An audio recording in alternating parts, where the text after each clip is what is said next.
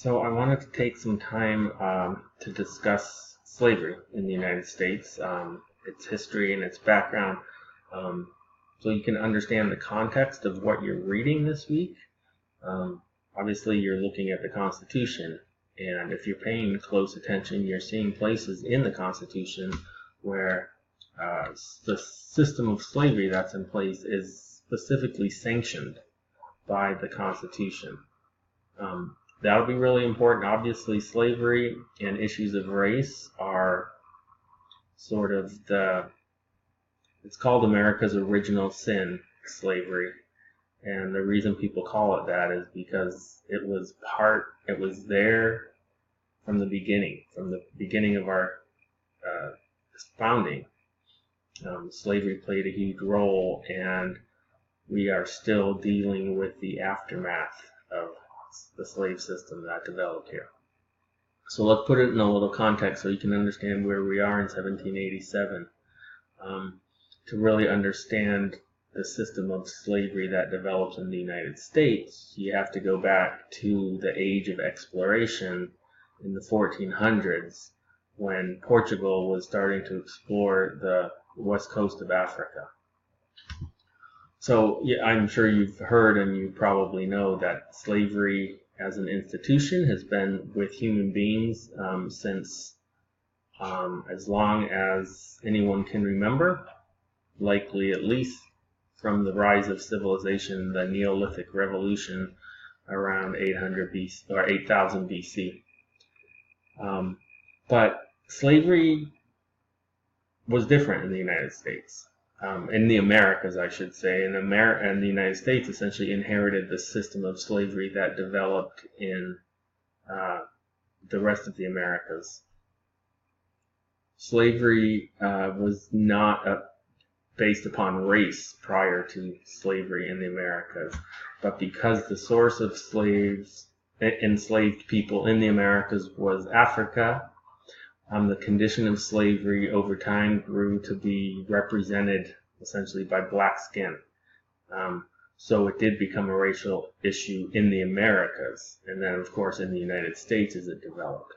So why was the source of slaves Africa during the 1400s and beyond? Well, just sort of an accident of history, if you will.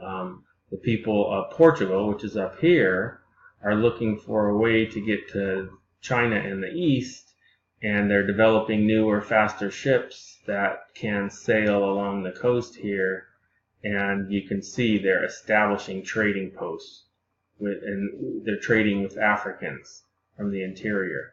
Europeans never leave the coast of Africa, and they don't really get inside to the interior of Africa until the 1800s. So for 400 years, European associations with West African is right here along the coast, and they're trading for goods that are being brought from the interior here by Africans. And one of the goods that's going to be very valuable, along with the gold and the salt and the precious gems and other commodities that were brought out of Africa, the most profitable commodity is going to be human beings, enslaved people. The other sort of accident, if you will, of the period of development of the slave system in the Americas is sugar production. Sugar was something that people desired, were sort of hardwired by evolution to seek out sugar. We don't really have any limits on ourselves when it comes to intake of sugar. We just want it. We don't really know why. And that makes it very popular, and for all of history, sugar has been popular, but it's been really hard to come by. It's very expensive to produce, and so it was reserved for the super wealthy. So there was no there wasn't much supply. Okay, but beginning in the 1400s, people are starting to build sugar plantations in like the islands around Africa. Sugar needs incredible amount of labor, and so the labor that was used for producing sugar were slaves from Africa. This is going to happen in the Americas, and that's going to be the biggest driver of the expansion of slavery in the world, is the expansion of sugar production. Again, there was a tradition of slave trade in Africa long before the Portuguese arrived in the 1400s. Merchants from North Africa were trading in slaves and other goods from the interior of Africa, and those goods were being sent all over the known world, including to Europe, but especially to India and China. So there is a fairly well-established slave system in place in Africa long before the Europeans arrive, and that's important because the Europeans then are going to tap into this and ship millions and millions of slaves. Okay, so now the Europeans are beginning to colonize the Americas. Christopher Columbus has made his famous trip. Cortez has conquered the Aztecs. The Portuguese are starting to build Brazil. And throughout the Caribbean islands, sugar is starting to be produced. Hispaniola and Jamaica and Cuba, these all become prime centers of the sugar trade. And as I said, sugar requires massive amounts of labor. The labor that's going to be employed on these sugar plantations are going to be slaves from Africa.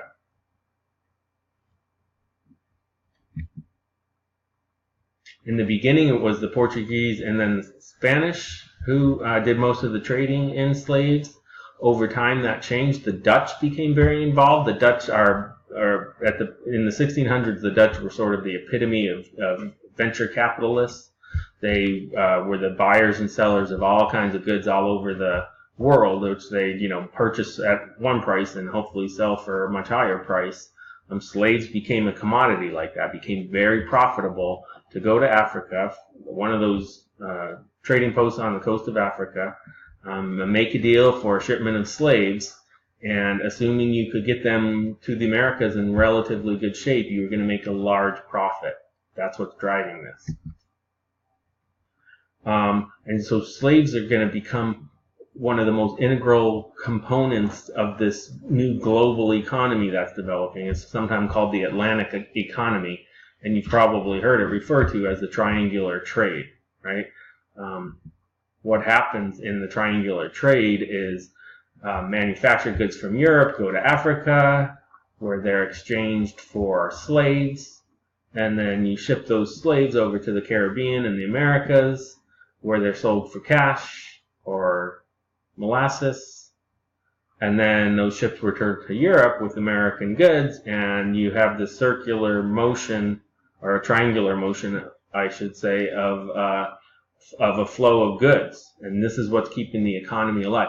The economies of Europe are growing immensely. This is the basis of European power. The European power and American power that we still have today comes out of this. The system of economy is producing so much money that it's creating actual power, like political and military power in these countries. This is why Europe is going to be able to dominate the world. So it's all tied up with the slave trade. And this is what the slave trade the triangular trade looked like. And you can see some of the different items that were being bought and sold.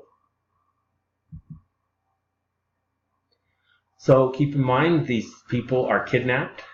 They're kidnapped by their fellow Africans. Often it's a result of war. So if two African tribes are fighting each other and one surrenders to the other, those on the losing side were typically placed in captivity. But you got to imagine, this is now a growing part of the economy. These slave traders in Africa, these are African slave traders. These are the people capturing their fellow Africans in Africa, or in the interior of Africa, before they're marched to the coast in these lines. It's now becoming very profitable for them as well, these African traders. So they begin just going out and kidnapping people to sell. Over the course of this period, 15 million Africans being kidnapped and sent overseas. You can imagine not all of those were victims of war. Many of them were targeted simply to be turned into slaves. The trip over was called the Middle Passage, and it was considered one of the tragedies of human history, that these people were forced in these conditions. These ships were called floating coffins. They were just disgustingly hot and crowded.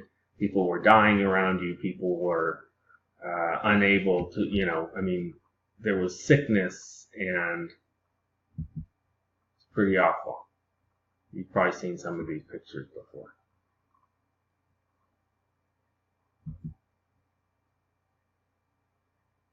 And again, the more slaves you can bring into the New World, the more money you're going to make. There were ways there were basically two different ways to get your shipment in. You could treat them better on ship, and they had a better chance of surviving the journey, or you could pack so many into the ship that even if 20% of your cargo dies, you're still going to have quite a bit to sell. And unfortunately, most of these shippers went with that second option, and they just continued to cram more and more people inside these already crowded ships. And at times, 50% of the people on board died on the journey over. On arrival, depending on how sick they were, they could be spruced up in a number of ways. It was all pretty dehumanizing, obviously.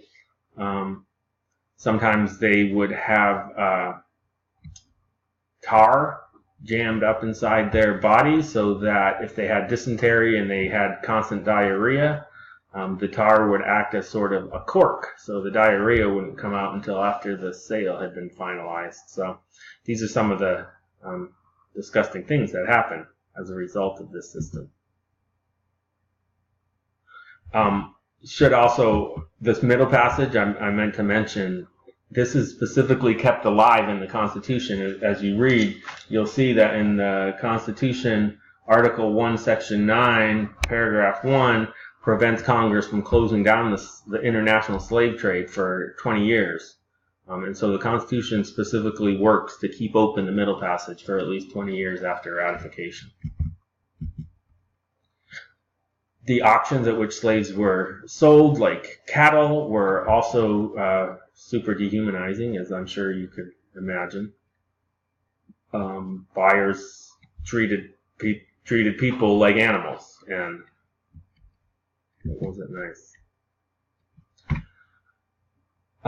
So this is where we're at. By 1787, this system is now established quite well in the Americas, even though, as you can see here, only 6% of the actual overall slave importation came into what's now the United States. By 1787, and you can see, the spread into the United States is pretty thin compared to, say, Brazil or the Caribbean. But nonetheless, these numbers are going to grow, and by the time the Constitution is written, there's close to 1 million African Americans in what will be the United States, what is the United States, and about 80% of those are enslaved. So there are also a fair number of free blacks in America, but it's a huge part of the national economy. That's why they're making these compromises over slavery in the Constitution, is because the country relies on slavery. And it's, yes, the Southern economy, especially after cotton gets developed in the late 1790s, becomes even more important in the South.